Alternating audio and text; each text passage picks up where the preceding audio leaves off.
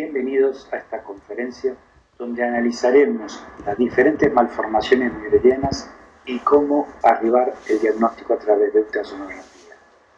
Con un fin didáctico dividimos la conferencia en 4 partes donde analizaremos el recuerdo embriológico, determinar por qué es importante el diagnóstico, cómo clasificarlas y cómo hago el diagnóstico. Comenzando por la embriología, lo primero que debemos recordar es que el aparato renal y el aparato ginecológico tienen un origen muy unido y común. Es decir, nacen del mesonefro, el conducto mesonéfrico y el conducto paramesonéfrico, mientras que los ovarios van a nacer de la cresta gonadal y que van a estar dentro del mismo lugar. Este proceso va a desarrollarse en etapas. La primera etapa es cuando se desarrollan los conductos müllerianos y de estos van a surgir las trompas, el cuerpo uterino, el cuello uterino y los 2 tercios superiores de la vagina, mientras que la vulva y el tercio inferior de la vagina van a desarrollarse a través del seno urogenital. En una segunda etapa se va a producir las funciones de los hemiúteros, los hemicuellos y las diferentes porciones de la vagina, permaneciendo por separado ambas trompas. Y en una tercera etapa se va a producir una reabsorción de los diferentes tabiques a medida que conforman un único cuerpo uterino, un único cuello uterino y una única vagina. Todo este proceso se va a completar a final del tercer trimestre. Las malformaciones müllerianas son muchas y estas pueden ser de origen único o pueden ser origen combinado, pero están basadas en alteraciones en cada una de las etapas de formación. Dependiendo en el momento que actúe la noxa que inhibe esa etapa, será la resultante de mala formación uterina que observaremos. Cuando la falla se encuentra en la primera etapa, que es en el desarrollo, podemos encontrar agenesias totales o segmentarias, como pueden ser úteros unicornes o úteros unicornes con cuernos rudimentarios o hipoplasia de grado variables. Cuando la falla se encuentra en la segunda etapa, vamos a encontrar a los úteros bicornes, sean completos o parciales, y el útero didelfo. Y además, existen otras alteraciones que no estarían descritas totalmente dentro de las etapas o parcialmente, como ser los úteros arcuatos y los úteros dismórficos. Entre ellos, el más conocido era el que se producía por alteraciones en medicamentos por dietiletilmestrol. Y estas son fallas específicamente de la tercera etapa. Pero debemos recordar que además de ser cada una de estas malformaciones pueden estar combinadas con otras y sobre todo con una alteración a nivel del cuello cervical. ¿Por qué es tan importante reconocer cada una de estas? Porque vamos a tener que la estadística dice que entre aproximadamente el 1,5 al 5% de las pacientes que tienen malformaciones uterinas son asintomáticas, mientras que si yo tomo al grupo de abortadoras recurrentes y partos inmaduros, voy a encontrar malformaciones uterinas aproximadamente en el 26% de las pacientes. Dentro de las asintomáticas tenemos pacientes que han tenido nacimiento a término y tenemos pacientes que nunca se embarazó. Y ahí es nuestra estrategia. Si una paciente tuviera una malformación mülleriana, pero ha tenido embarazos y a término, no representa un riesgo. Mientras que si no se embarazó o la paciente tiene abortos recurrentes, cobran importancia determinar cuáles son las características que pueden estar impidiendo una gesta normal. Dentro de esta tenemos a los úteros hipoplásicos, los úteros dismórficos, los úteros septados, los úteros unicorne y los úteros doble. Hablamos de útero doble, tanto sea un útero didelfo como un útero bicorne. Pero por otro lado, como dijimos, debemos recordar que independientemente de la malformación, pueden tener incompetencia ísmico-cervical que requieran un tratamiento. Y a nosotros, más allá del diagnóstico, lo que nos interesa es saber el tratamiento, porque algunas de estas pacientes pueden ser tratadas quirúrgicamente y permitir un embarazo a término.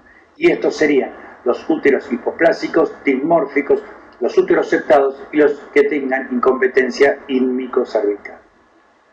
¿Cómo las podemos clasificar? Tenemos diferentes clasificaciones. La primera que comenzamos conociendo es la de Butteran y Gibbons.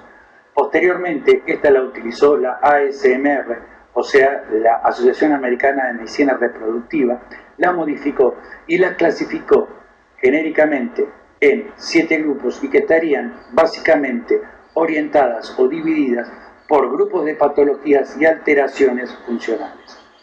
Esta clasificación, que es la más conocida y la más utilizada, tiene inconvenientes como ser que clasifica muy estáticamente patologías y no tiene en cuenta patologías combinadas y solo se referencia a la patología uterina. Luego, en el año 2013, la Sociedad Europea de Esterilidad y la Sociedad Europea de Cirugía Ginecológica Endoscópica hace una nueva clasificación y esta nueva clasificación se basaron en el TMN de oncología, clasificando las malformaciones en UCB, malformaciones del cuello, del útero o de la vagina. Cuando clasificó a las clasificaciones del útero, las dividió básicamente en alteraciones que pueden ser hipoplasias, habló de tabiques y clasificó como un solo cuadro tanto al útero bidelfo como el bicorneo. Los considera como bicorpóreos, dado que en este tipo de patologías no se tiene ningún tipo de tratamiento que se pueda hacer efectivo. Por lo tanto, no importaría tanto, dicen, saber si es bicorneo o bidelfo, dado que no hay tratamiento reconstructivo. La pregunta es, ¿qué clasificación usamos? Porque acá tenemos dos clasificaciones. Hay una que se basa nada más que en el útero y la otra que involucra al cuello y el útero. Lo primero que tenemos que tener en cuenta es que no hay ninguna que sea mejor que la otra, ya que ambas tienen ventajas y desventajas. Ambas tienen limitaciones, ambas tienen altas tasas de falsos positivos y falsos negativos, y ambas requieren mucho entrenamiento. Por eso no existe una que sea superior a la otra. Y como si fuera poco, es importante lo que el doctor Ludwig de Polonia definió en este trabajo, donde ustedes pueden observar que dice: el desarrollo de los diferentes sistemas de clasificación se ha convertido en una verdadera torre de Babel en el diagnóstico y manejo de las anomalías müllerianas. Y esto es debido a que no hay una clasificación unificada y todas tienen diferentes complicaciones. Ahora, ¿cómo hago para realizar el diagnóstico? Entonces, lo primero que tengo que definir es qué método puedo utilizar. La bibliografía internacional demuestra que existen múltiples medios, desde los históricos, como ser la histerosonografía, la laparoscopía y la histeroscopía, hasta los métodos de diagnóstico que por imágenes, que pueden ser la ecografía 2D, la ecografía 3D, la histerosonografía, la tomografía, que en la actualidad no tiene aplicación, y la resonancia magnética. Cada uno tiene criterios que me permiten ver, tienen ventajas y desventajas. Pero además, como si esto fuera poco, nosotros requeriríamos tener un nivel de entrenamiento. Y aquí quiero cambiar un poco el orden para poder explicarlo. En un primer nivel, lo primero que vamos a hacer es una ecografía 2D. Esta tiene ciertas limitaciones que nos va a permitir nada más que visualizar el contorno externo del útero, que nos va a orientar si es un útero doble o único. Lo que no me va a permitir es la visualización en la imagen en plano coronal, que es la mejor manera de poder determinar las características uterinas. En un segundo nivel se requeriría un entrenamiento en ecografía 3D. Esta debe ser con transductor volumétrico transvaginal, y para hacer este tipo de estudio requiere uno una técnica de aprendizaje y un entrenamiento. En ese mismo momento, como técnica de segundo nivel y que va a colaborar, vamos a tener la histerosonografía en 2D y 3D, cuyo gran complicación es el hecho de que tenga dos cuellos, dos orificios cervicales internos. Por lo tanto, tendría que canalizar ambos orificios con sondas adecuadas para instilar el líquido. A nivel de tercer nivel, solamente vamos a referirnos a la resonancia magnética, que nos va a permitir lo mismo que visualizamos en una ecografía en 3D, y se ha demostrado en los trabajos actuales que un operador experimentado en 3D, la resonancia magnética no sería necesaria, y cuando un imagenólogo hace una ecografía, una resonancia magnética, y va a informarla y no tiene el conocimiento de la patología que tiene la paciente, el nivel de exactitud diagnóstica es similar a la del experto que tiene una ecografía 3D. Por lo tanto, se usa únicamente para aquellos casos en los cuales no podemos certificar la totalidad de las alteraciones. Y dentro del tercer nivel queda la cirugía laparoscópica y la histeroscopia, que es diagnóstica y terapéutica en caso de requerirla. Entonces, la metodología es, como dijimos, por niveles. Primero se debe hacer una ecografía 2D, luego una ecografía 3D, y la 3D es la que va a ser la certificación, y podemos complementarla con la histerosonografía. Y acá podemos encontrar que con la ecografía 3D sea concluyente o no sea concluyente. En el caso que sea concluyente no requiere más estudios. Cuando no es concluyente solicitaremos ahí una resonancia magnética. Con estas dos opciones, con la resonancia cuando no es concluyente o cuando es concluyente la 3D, ahí tendríamos que organizarnos para solicitar un estudio terapéutico, que sería la histeroscopia y la laparoscopia. ¿Cuáles son los criterios que tengo que evaluar? Primero analizaremos el tema del útero. Como bien dijimos, existen dos clasificaciones que en muchos criterios son similares. Entonces, vamos a comenzar unificando qué es lo que vamos a ver en cada una de ellas, más allá del tipo de clasificación que digamos. Dentro de las alteraciones del desarrollo, vamos a tener fundamentalmente las hipoplasias, que pueden ser generales o parciales. Dentro de las hipoplasias estamos hablando de un útero pequeño, y el útero pequeño es el sinónimo del útero infantil. El problema que tenemos es que no existe un tamaño mínimo de lo normal. Lo que se sabe es que con úteros en edad reproductiva menores a 6 centímetros en su eje longitudinal, de cuello a fondo uterino, tienen menor tasa de embarazos. Pero es menor tasa de embarazos no significa que no haya embarazo. Pero sí existe un caso de hipoplasia severa, que es lo que conocemos como el síndrome de Mayer-Rokitansky-Kasterhausen. Pero este tiene dos tipos. El tipo 1 es cuando tengo una aplasia útero-vaginal, o sea, no tengo ni útero ni vagina y es aislado. Bien, este es lo que llamamos síndrome de Rokitansky. No tiene ni vagina o tiene un fondo de saco vaginal y no tiene útero. El tipo 2 es un tipo donde es hipoplásico y que está asociado a muchos marcadores genéticos que van a generar diferentes tipos de displasias. Sabemos que la incidencia es de 1 en 4.500 de mujeres recién nacidas. Generalmente es de causa aislada y no genética. Puede ser por alguna patología ambiental, como por ejemplo la diabetes, y lo que se afecta es el mesodermo intermedio. La paciente tiene un 46XX. Si bien hay reportes familiares, estos son de origen autosómicos dominantes. ¿Qué podemos encontrar nosotros? Visualizando el útero podemos ver una agenesia o cuernos rudimentarios que pueden ser simétricos, asimétricos. La vagina generalmente termina en fondo de saco y lo que es importante, los ovarios son normales o pueden ser poliquísticos. En las de tipo 2 tengan en cuenta que hay que examinar correctamente a la paciente porque tiene asociación predominantemente con malformaciones renales, por lo que hemos dicho, la asociación entre ambas. También existen alteraciones en la columna cervical de la mujer y, no menos despreciable, procesos auditivos y sordera. También, de manera poco frecuente, se han informado defectos cardíacos y polidactilia. El diagnóstico diferencial se tiene que hacer con otras malformaciones que pueden estar asociados a problemas genéticos y que se asocian con hipoplasia o agenesia de útero. No toda hipoplasia o agenesia de útero corresponde a un síndrome de Mayer-Rokitansky.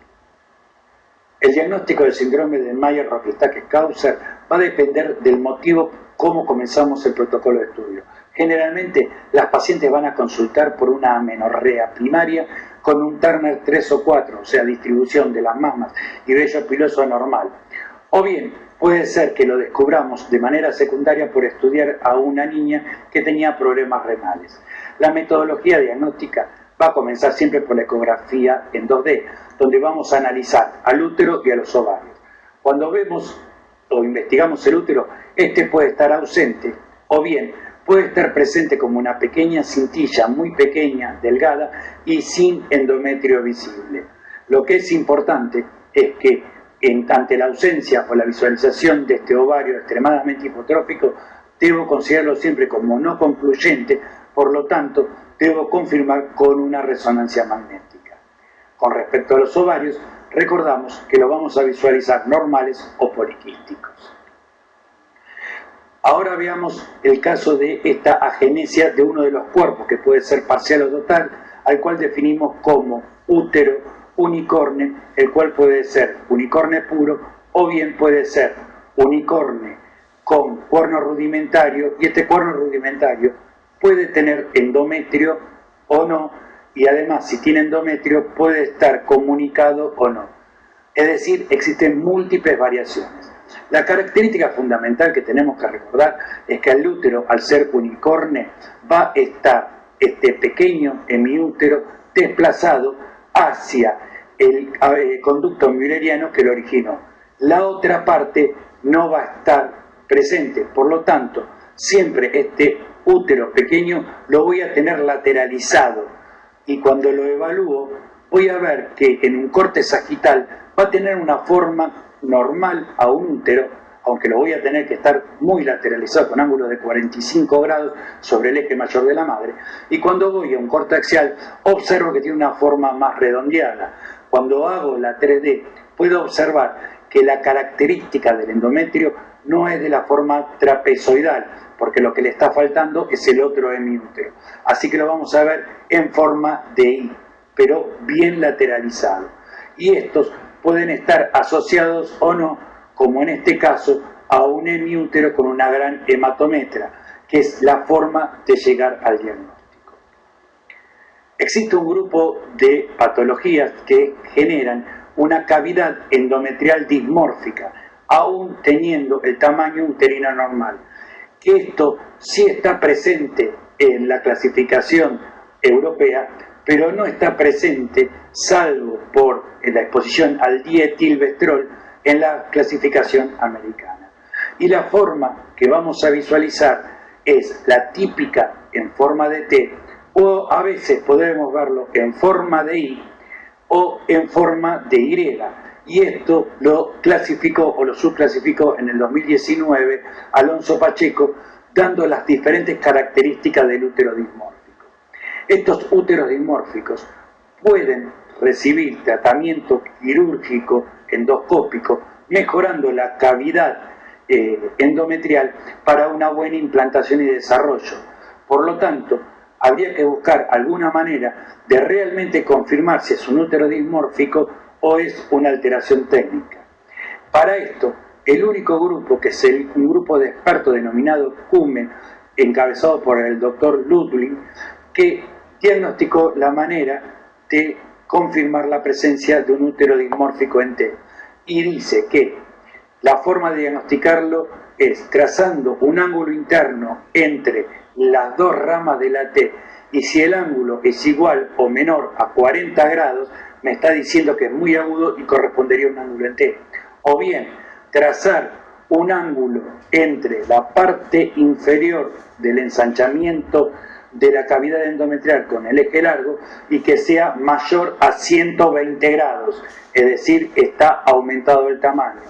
Y la otra manera es trazar una línea desde la punta de la parte más ancha del endometrio hacia abajo y la indentación sea mayor a 7 milímetros. Con cualquiera de estos tres criterios podemos confirmar que estamos ante la presencia de un útero dismórfico, sobre todo en T, y esta requeriría un tratamiento endoscópico que resuelva el problema. Las otras patologías, que pueden ser múltiples, ambas clasificaciones están de acuerdo en que la forma de diagnosticar es en un plano coronal, el fondo uterino es el que nos informa las características. Lo que no tienen de común ninguna de las dos es cómo medir, cuáles son los criterios. Vamos a comenzar con la clasificación de los úteros dobles y los úteros de los americanos, los didelfos. El útero didelfo, que corresponde a dos úteros que están completamente separados. Ultrasonográficamente, por 2D, voy a ver a dos cuerpos uterinos totalmente separados. Observen cómo veo un cuerpo, otro cuerpo, y en toda su extensión, en todo el recorrido, veo que no se unen. Pero si no, lo podemos concretar a través de la ecografía en 3D. Y dentro de la ecografía en 3D, lo que vamos a visualizar es ambos úteros que están separados, que generalmente tienen dos cuellos, son bicolis, pero en ocasiones desembocan en uno solo, transformándose en uniculis. Entonces, ¿cómo hago el diagnóstico? Según la Asociación Americana, tengo que observar una escotadura completa con dos cuerpos separados y con dos cuellos. ESGRE no hace diferencia, porque dice que si no importa que sea completo o incompleto, si fuera incompleto podría ser un bicorne, porque en este caso lo que estaríamos es ante la presencia de una única patología, que es determinar si tiene incompetencia ímico-cervical, porque en ambos casos ambas cavidades son pequeñas. Con respecto a los úteros bicornes, es lo que estábamos hablando con anterioridad, tendríamos que diferenciar por el fondo uterino. En condiciones de normalidad, el útero va a tener una continuidad. El útero bicorne va a estar sus partes separadas. El primero que buscó una forma de diferenciarlos para decir si es único o no fue el doctor Troiano y McCarthy en 2004, que dijeron que si trazamos una línea interostial, se mide la distancia que hay desde la línea hacia el fondo, y si era mayor de 5 milímetros hacia arriba era un útero único, si era hacia abajo, más de 5 milímetros hacia abajo, era un útero bicorne. Esta era la técnica que estuvimos utilizando hasta que en 2016, para diferenciar el útero bicorne y el útero arcuato, la ASMR cambia el protocolo y dice: se traza una línea del fondo uterino y esta indentación, cuando es mayor a 1 centímetro, me está indicando que son dos cuerpos uterinos, mientras que si es menor a 1 centímetro puede ser una indentación dentro de la normalidad.